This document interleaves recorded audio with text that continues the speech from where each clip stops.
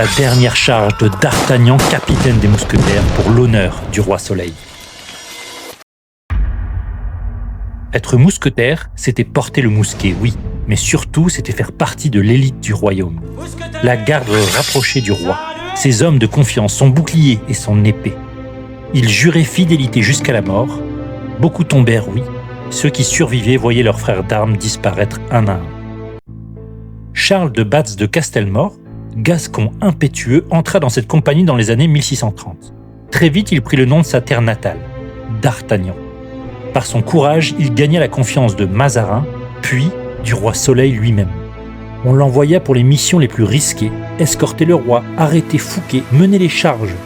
Pendant plus de 40 ans, il servit la couronne, jusqu'à devenir capitaine-lieutenant des mousquetaires, chef de ces hommes d'élite. Et en 1673, il les mena dans sa dernière bataille. Louis XIV lançait la guerre de Hollande. Sous les murs de Maastricht, les canons crachaient le feu. Les remparts tenaient bon, mais le roi voulait la ville. Alors D'Artagnan leva son épée. Il avait plus de 60 ans, mais il chargea en tête, comme toujours. Ses mousquetaires le suivirent. Ils coururent sous la grêle de plomb, gravirent les brèches, franchirent les fossés, jusqu'au moment fatal.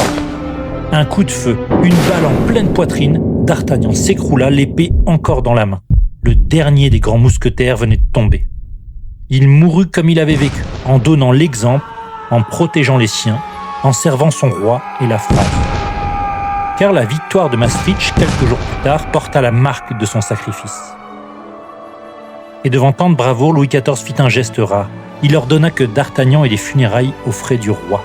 Un privilège exceptionnel, réservé à ce capitaine que même lui admirait. Son corps fut ramené en Gascogne auprès des siens. Là, dans le silence des églises, les mousquetaires se recueillirent une dernière fois. Car avec lui, ce n'était pas seulement un homme qui disparaissait, c'était l'âme de leur compagnie. Un siècle plus tard, la plume d'Alexandre Dumas le fit renaître. Il en fit un héros immortel, à l'image de son courage et sa fraternité. Un pour tous, tous pour un. Mais derrière la fiction, il y avait bien un homme. Un capitaine qui avançait toujours le premier, qui plaçait son roi avant lui et ses compagnons avant sa vie.